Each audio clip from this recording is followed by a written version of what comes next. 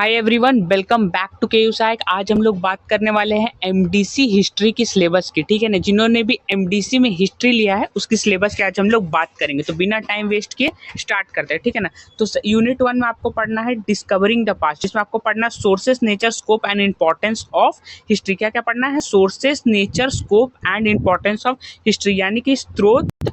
ठीक है, स्रोत पढ़ना इतिहास का, प्रकृति, दायरा और महत्व। ठीक है, इतिहास का। ठीक है, यूनिट 2 में आपको क्या करना है? यूनिट 2 का आपका नाम है, टॉपिक है अर्ली ह्यूमन बींग्स। इसमें आपको पढ़ना old stone age, middle stone age, new stone age and the early village and settled life, beginning of city life. ठीक है ना, beginning of city life and the Indus valley civilisation.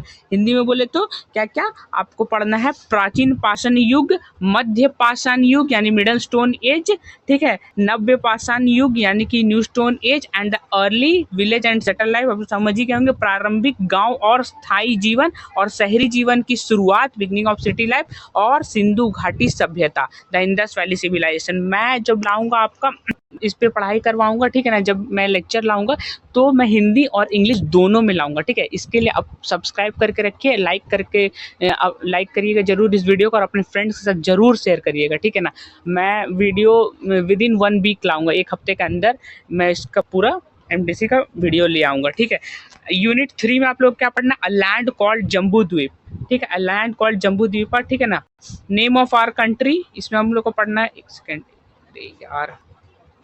ठीक है, unit 4 में हम लोग को पढ़ना है the name of our country, landscape, mountain and rivers के बारे में पढ़ना। ठीक है ना, तो क्या क्या हमारे देश के जो विभिन्न नाम है उसके बारे में, भूदृश्य के बारे में यानी कि द लैंडस्केप, एंड पर्वत के बारे में एंड नदियों के बारे में हमें पढ़ना है। ठीक है, यूनिट 3 में अब आ जाता है यूनिट 4।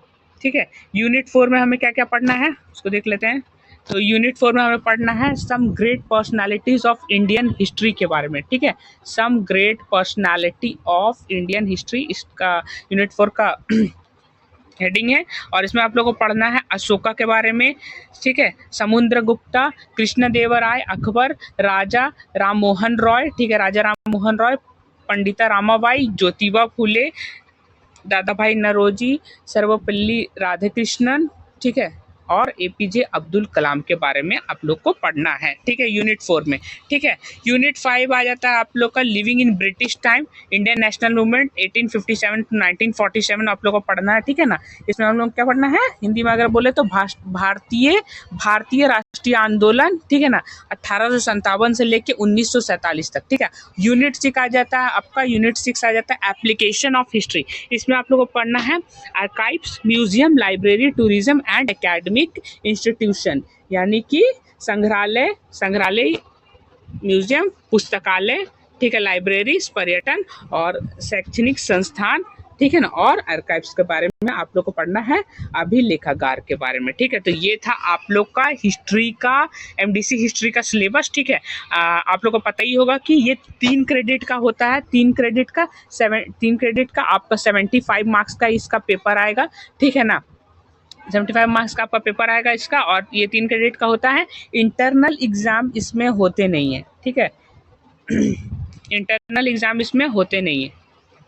हाँ, तो जैसे कि 75 मार्क्स का आपका पेपर आएगा। ठीक है, 75 मार्क्स का आपका पेपर आएगा, और 3 क्रेडिट का पेपर होने वाला है। ठीक है ना, और इसमें क्या है, पहला जो 2 ग्रुप में आएगा, ग्रुप ए, ग्रुप बी। ठीक है ना, तो पहला जो ग्रुप है उसमें आपका 5 ऑब्जेक्टिव टाइप क्वेश्चन आएगा, 1-1 मार्क्स का 5 ऑब्जेक्टिव टाइप क्वेश्चन।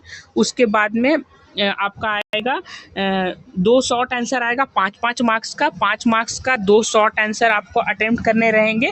ठीक है ना, 4 आपको ऑप्शन दिए रहेगा, उसमें से 2 ठो आपको अटेम्प्ट करना है, और तीसरा में आपका आ जाएगा, ठीक है, लॉन्ग आंसर आपका 15 मार्क्स का होगा, 15 मार्क्स का आपका लॉन्ग आंसर होगा। 4 आपको अटेम्प्ट करने रहेंगे, और कितना क्वेश्चन दिए रहेंगे? 6 में से आपको 4 अटेम्प्ट करना है। तो ये था आपका एमडीसी हिस्ट्री का सिलेबस। ठीक है, आप सब्सक्राइब करके रखिए, मैं बहुत ही जल्दी इस पे लेक्चर भी ले आऊँगा। ठीक है, थैंक यू ऑल।